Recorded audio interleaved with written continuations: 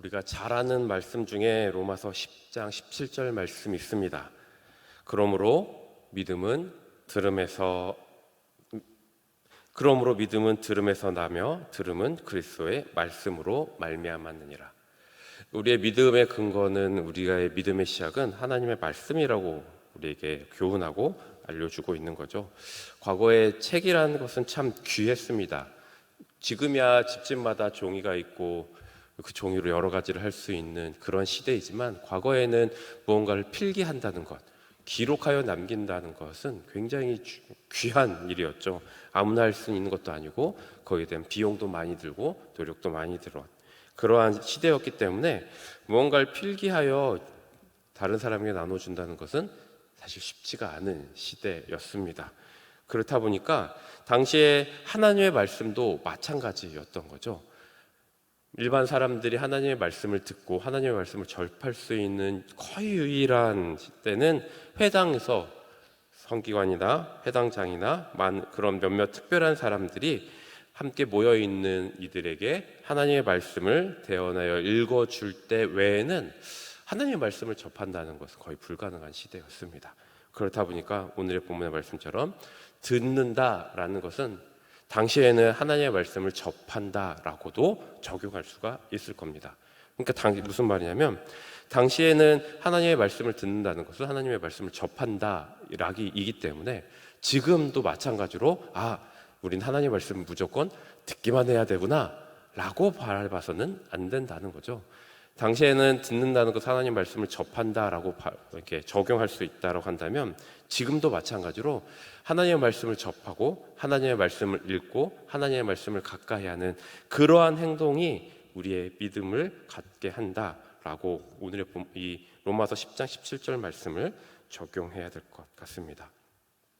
그렇기 때문에 우리는 오늘의 이 말씀을 통하여서 하나님의 말씀을 더 가까이 하고자 하는 그런 마음을 가져야 한다라는 거죠. 성경은 분명하게 얘기합니다. 하나님의 말씀을 읽을 때, 하나님의 말씀을 묵상할 때, 하나님의 말씀을 가까이 할 때, 하나님의 말씀을 내 마음에 심으려고 할 때, 하나님의 말씀을 통하여 내게 주신 그 은혜를 체험하려고 할 때, 그렇게 하나님의 말씀을 가까이 할 때 우리는 하나님을 향한 온전한 믿음을 가질 수 있습니다. 이렇게 우리는 성경을 쉽게 접할 수 있음에도 불구하고 그 하나님의 말씀을 얼마큼 가까이 하는지는 또 별개인 것 같습니다. 그리고 하나님의 말씀을 접한다고 했을 때 그것을 우리가 어떻게 우리의 삶 속에, 그리고 그 말씀을 우리는 어떻게 바라봐야 하느냐라는 거죠. 사도행전 8장에 보면은 이 빌립의 이야기가 나옵니다. 빌립이 복음을 전하는 도중에 이 광야의 길에서 에티오피아 여왕이 고관이며 재정을 관리했던 내시인 간다게를 만납니다. 간다게가 자기의 길 고향으로 가고 있는 중에서 뭔가를 열심히 읽는 것을 봤던 것 같아요. 빌립이 얘기합니다. 지금 읽고 있는 것을 이해하십니까? 간다게가 얘기하죠. 깨닫게 하고 지도해 주는 사람이 없기 때문에, 알려주는 사람이 없기 때문에 어떻게 이것을 깨달을 수 있겠습니까? 읽긴 읽는데 깨닫기가 좀 어렵습니다. 빌립은 이 간다게에게 이 복음에 대한 이야기를, 말씀에 대한 이야기를 풀어서 예수님에 대한 복음을 전하고 그에게 세례를 베풀게 되어지는 거죠. 이 사건을 보면서 단지 성경을 우리가 많이 읽는 것도 중요하지만 그보다 더 중요한 것은 바르게 읽고 그 말씀을 바르게 교육받는 것도 굉장히 중요하다는 것을 우리는 깨달을 수 있습니다. 말씀을 한 절 보며 하나님의 말씀을 깨닫기 위해서는 바르게 훈련받고 교육받아야 한다라는 거죠. 오늘의 본문에서도 마찬가지입니다. 오늘의 본문 앞에서 바울은 버가라는 지역을 지나서 이제 비시디아 안디옥으로 들어왔습니다. 이것을 도착하여 안식일의 회당에 바울은 들어갑니다. 그래서 회당장들이 율법과 선지자의 글, 곧 모세오경과 예언서를 읽고 묵고하고 있었습니다. 그리고 그 과정 속에서 이 백성을 권하여 할 말이 있거든 말하라 라고 얘기하면서 바울을 다시 이 하나님의 말씀을 읽는 자리에 초청하는 거죠. 당시 문화로는 이 새로운 랍비가 방문하게 되면은 그 랍비에게 하나님의 말씀을 읽고 그 말씀을 가르치는 것을 권하는 그런 문화가 있었다고 합니다. 아마도 바울이 가말리엘 문화에 공부하고 학문에서 영적으로도 뛰어난 사람인 것을 그 사람들이, 그 공동체에 있었던 사람들이 알았던 것이 아닐까 생각해 보게 됩니다. 그렇다 보니까 바울이 방문하여 왔을 때 바울에게 하나님의 말씀을 알려주십시오, 읽어주십시오라고 초청한 것이죠. 그래서 바울은 그 초청에 응하여 바울은 하나님의 말씀을 읽고 하나님의 말씀을 알려줍니다. 구약에서 예언한 선지자, 곧 구세주가 바로 예수님이라는 것, 그리고 그 예수님 십자가에 죽고 다시 살아나셨다라는 것, 뿐만 아니라 이런 예수님을 믿음으로써 우리가 구원을 받을 수 있다라는 것에 대한 이 복음의 핵심을 바울은 이 자리에서, 이 회당에서 많은 이들에게 선포합니다. 여기까지가 바로 오늘의 본문 앞까지의 사건의 이야기인 것이죠. 많은 사람들이 당시에 회당에 있었던 사람들이 구약을 지식적으로 알았겠지만 바울을 통하여 다시 한번 이것이 예수님을 통하여 완성됐다라는 것을, 우리의 메시아인 예수님이 이 땅에 오셔서 이러한 사역을 했다라는 것을, 이 복음의 정수, 복음의 내용에 대해서 많은 이들은 처음으로 듣고 바울은 그 복음을 선포하였습니다. 그들에게 말씀이 선포된 것입니다. 그들에게 하나님의 말씀이 선포된 것입니다. 그들에게 복음이 전해졌습니다. 그러면 이 말씀, 이 복음을 전해 들은 사람은 어떻게 반응을 하였나요? 그 복음을 들은, 이 말씀을 들은 사람들의 세 가지 반응이 오늘 본문을 통하여서 우리에게 소개하여 주고 있는 것이죠. 첫 번째로 그들이 보인 반응은 이것입니다. 다음 안식일에도 이 말씀을 전하여 달라라는 것이죠. 복음을 들은 이 BCD 안디옥 사람들은 충격을 받은 것 같습니다. 그래서 그들이 마음에 충격을 받아서 그런지 다음 안식일에도 이 말씀을 똑같이 전하여 주십시오, 이렇게 초청하는 거죠. 42절에 보면 이렇게 얘기합니다. 그들이 나갈 때 사람들이 청하되 다음 안식일에도 이 말씀을 하라 하더라. 다음 안식일에도, 일주일이 지난 다음 안식일에도 이것과 똑같은 말씀을 전하여 주십시오, 이렇게 청하는 거죠. 여러분들은 이 말씀을 어떻게 생각하시나요? 똑같은 것을 또 전해 주십시오. 제가 청년 때였습니다. 청년 때 어느 이게 공동체에서 교제하는데 어떤 한 몇 살 맞았던 선배였던 것 같아요. 이 자매가 이렇게 얘기를 하는 거예요. 절기마다 오는 이 반복되는 이 말씀이 때로는 지루하다는 거예요. 사실 생각해 보니까 그렇더라고요. 우리가 혹은 뭐 추수감사절이나 맥주감사절이나 성탄절이나 부활절이나 이때쯤 되면요, 사실 본문이요 비슷해요. 감사절에는 감사에 대한, 부활절에는 부활에 대한, 고난주간에는 예수님의 고난에 대한, 성탄절은 예수님의 성탄에 대한 그런 말씀을 전하다 보니까 사실 본문은 한정적이고 그 본문을 매년 똑같이 들어온다는 거죠. 신앙의 연수가 1년, 2년, 3년, 10년, 20년, 30년 쌓이다 보면요, 성탄절을 30번 맞이하면 30번의 성탄절 예배를 드리고 30번의 성탄절 본문을 읽다 보니까 그 감격이 없어지는 거예요. 아, 성탄절 오면 또 이 본문 하겠네, 또 이 설교 하겠네, 또 이 말씀 하시겠네. 그러다 보니까 예배 가운데, 말씀 가운데 그 감격이 점점 없어지더라는 거죠. 그 얘기를 이렇게 나누는데 곰곰이 저의 모습을 생각하니까 저도 마찬가지더라고요. 저도 똑같은 본문에, 똑같은 절기에, 똑같은 본문에, 똑같은 주제에 똑같은 이야기를 하니까 그다지 기대가 안 돼요. 또 그 말씀을, 이게 비단 그 자매만의, 그리고 저만의 이야기는 아닐 겁니다. 우리가 신앙의 연수를 계속 하다 보면요, 이게 뭐랄까 유추가 돼요. 예상이 돼요. 아, 이 말씀 하시겠지. 그러면서 점점 기대가 없어진다는 거죠. 사랑하는 여러분, 그런데 우리가 기억해야 될 게 있습니다. 중요한 것은 강조해야 되고 강조하기 위해서는 반복해야 합니다. 일반적으로 습관이라는 것은 66일 동안 같은 행동을 반복할 때 그것이 습관이 되고 나의 것이 되고 몸이 기억하고 자연스럽게 나온다고 합니다. 좋은 습관을 들이기 위해서 66번에 매일 반복적인 것을 해야 나에게 그것이 유익이 되고 반복적으로 해야 내 것이 된다라고 얘기를 하는데, 사실 우리는 하나님의 말씀을 반복적으로 들으려 하지 않는다라는 거죠. 하나님이 평생 쓰신 사람이라는 책이 있습니다. 작가요 설교자인 토저라는 분의 삶을 정리한 책입니다. 그 책의 중간에 이러한 이야기가 있습니다. 이 토절한 분이 이 부흥회를 준비하기 위하여 부흥회 전에 식사를 하고 있었다고 합니다.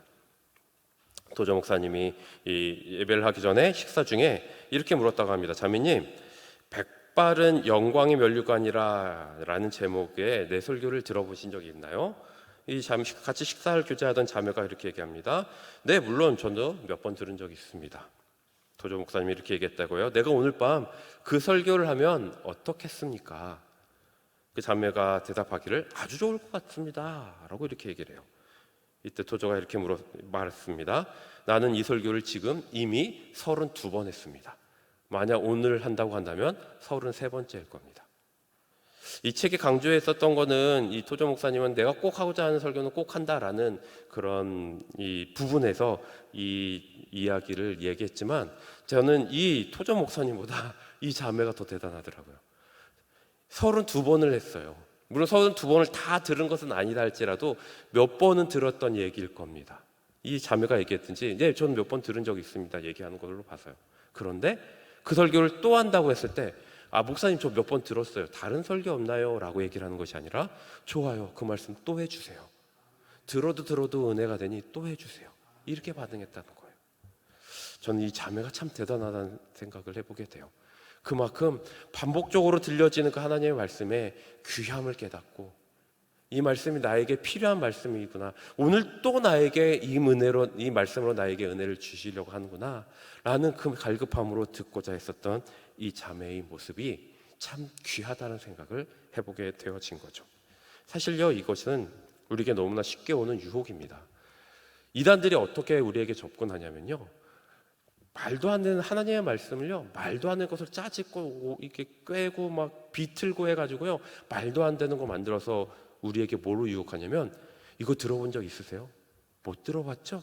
새로운 거예요. 저만 얘기할 수 있고 제가 새롭게 깨달은, 저만 얘기할 수 있는, 우리만 얘기할 수 있는 거예요.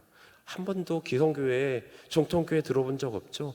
하나님 말씀 말도 안 되게 꿰어놓고서는 그렇게 우리에게 접근한다는 거죠. 왜 우리의 그런 유혹 속에 넘어갑니까? 우리는 계속 나도 모르게 새로운 것을 찾으려고 해요.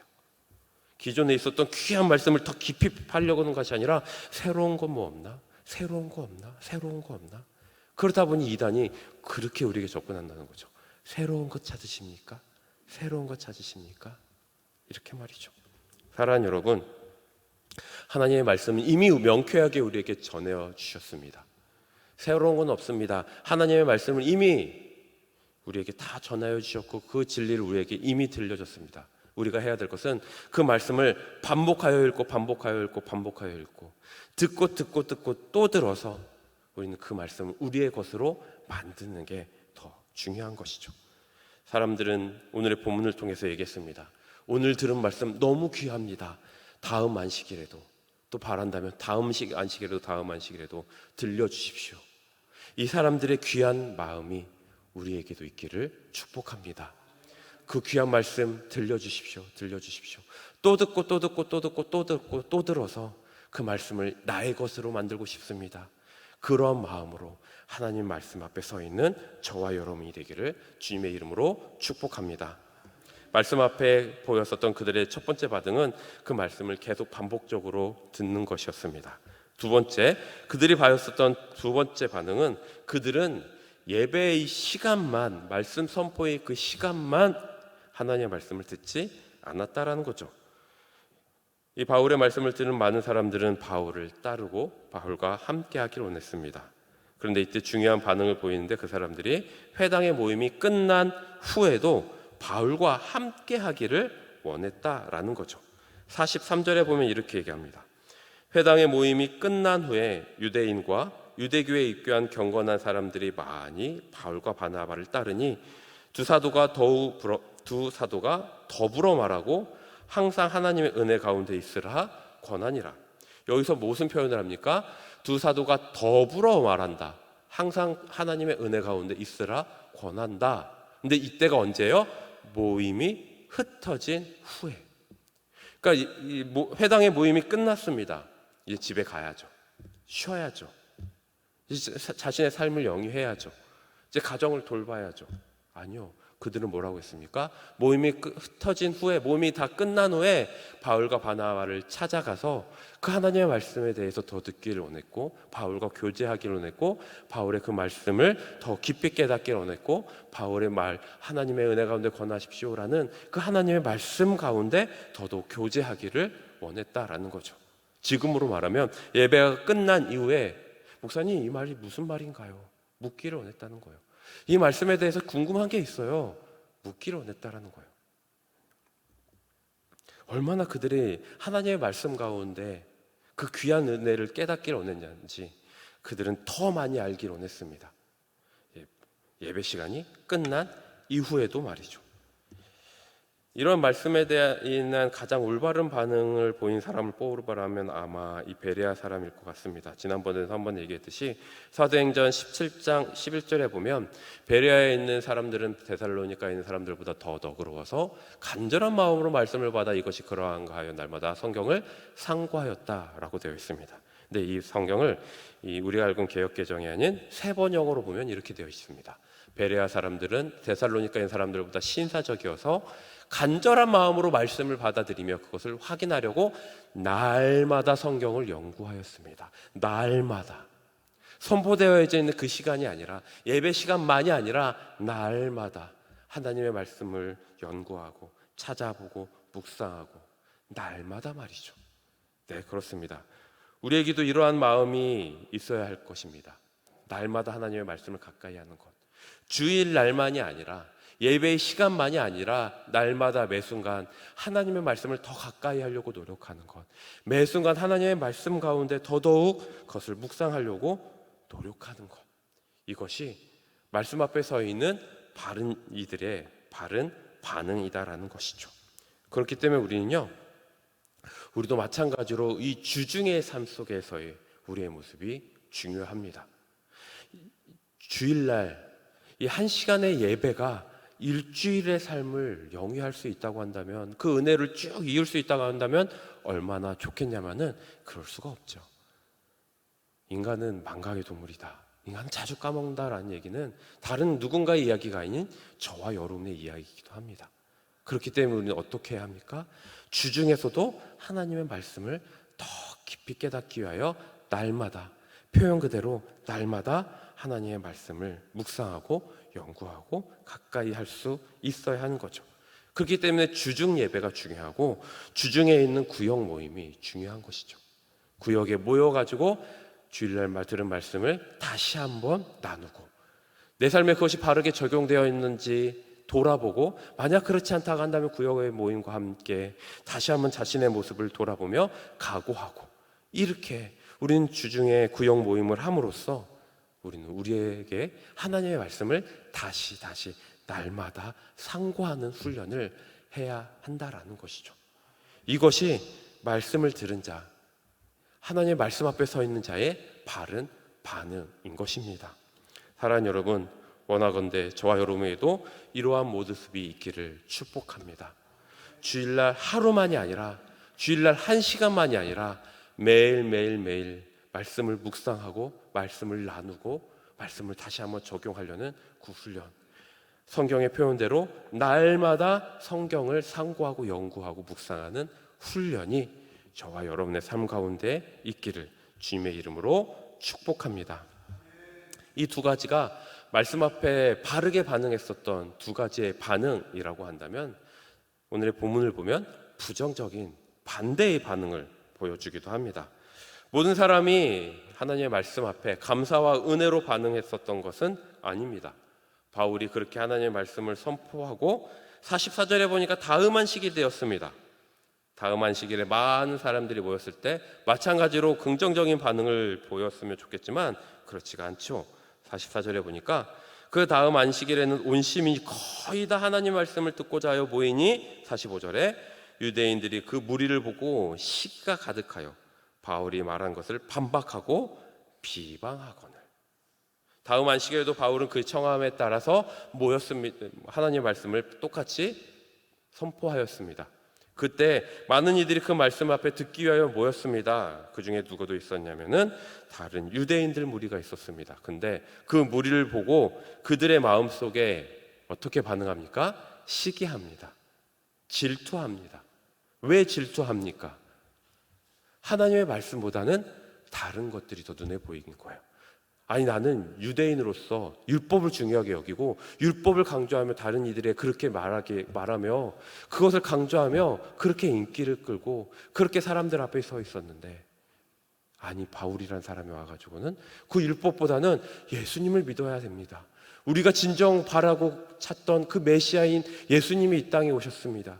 예수님에 대한 이야기를 전해지자, 복음을 전해지자 많은 이들이 그 말씀 앞에 구약의 말씀의 성취로 오신 예수님 앞에 반응하니 질투가 나는 거예요. 시기가 나는 거예요. 아니, 왜 바울을 따르고 바나바를 따르지? 왜 그러지?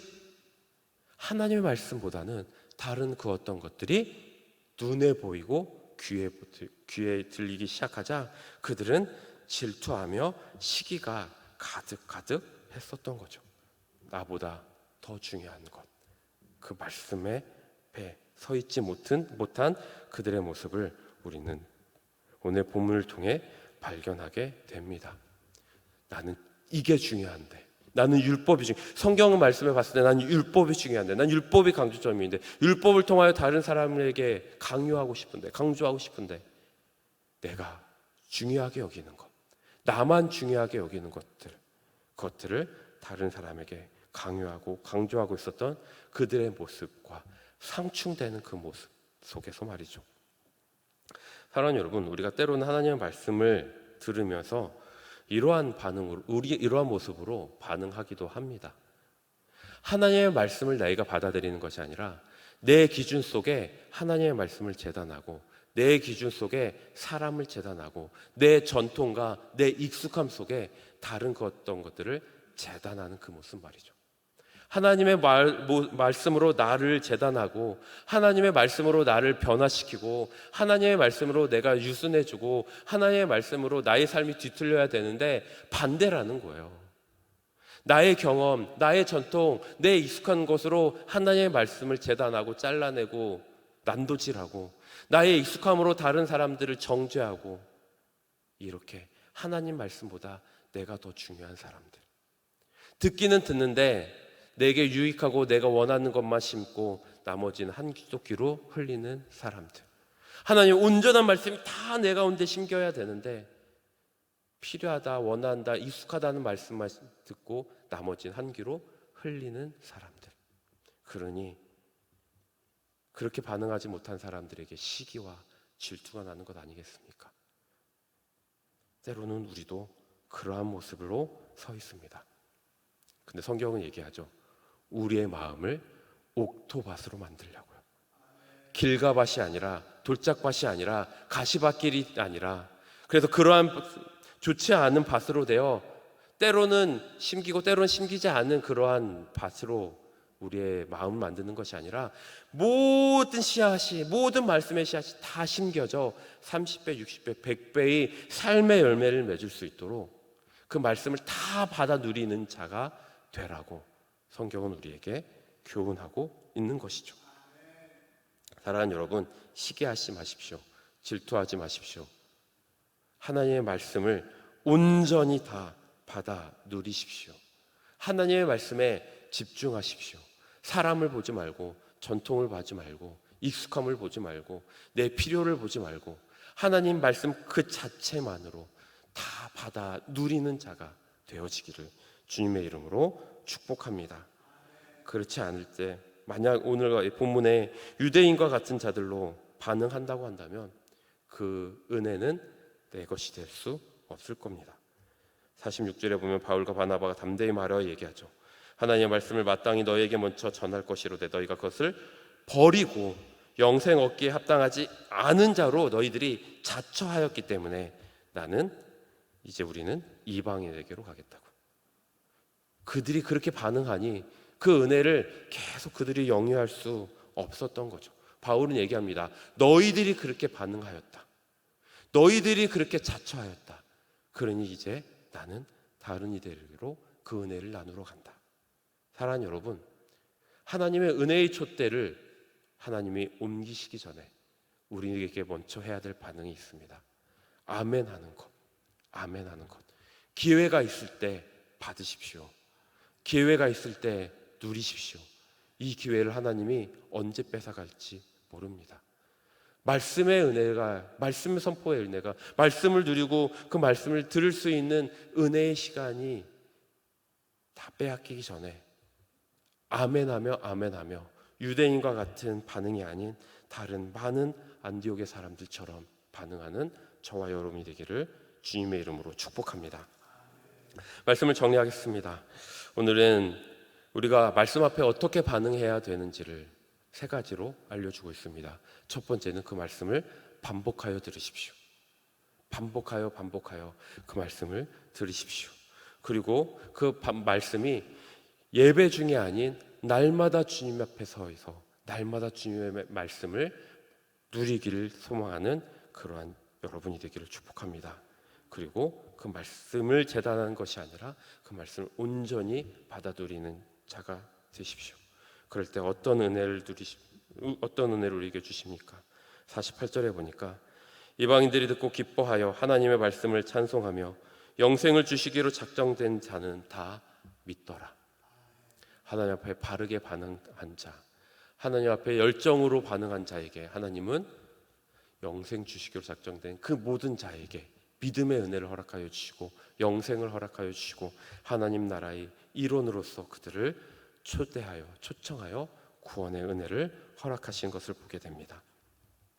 로마서 10장 17절에 그 은혜가 이들에게 적용된 것이죠. 사랑하는 여러분, 더더욱 말씀으로 서 있는 저와 여러분이 되기를 축복합니다. 말씀을 날마다 상고하며 그 말씀으로 자신을 돌아보는 자, 다른 그 어떤 것이 아닌 말씀으로 나를 돌아보는 자가 되어 말씀의 은혜를 매일매일 풍성하게 누리는 저와 여러분이 되기를 주님의 이름으로 축복합니다. 기도하겠습니다. 하나님 아버지, 오늘의 말씀을 통하여 나의 모습을 돌아봅니다. 참 감사하게도 우리에게 이 하나님의 말씀을 주셨고 집집마다 이 귀한 말씀이 꽂혀 있는데 나는 얼마나 이 말씀을 귀한 것으로 여기며 가까이 하고자 노력합니까? 이 말씀을 나의 삶에 하나라도 더 적용하고 이대로 살고자 얼마큼 노력하고 있습니까? 주님, 다시 한번 이 시간 주의 말씀을 기억하며 도전하오니 말씀 앞에 서 있고자 하는 그 열정을 허락하여 주시옵소서. 예수님 이름으로 기도드렸습니다. 아멘.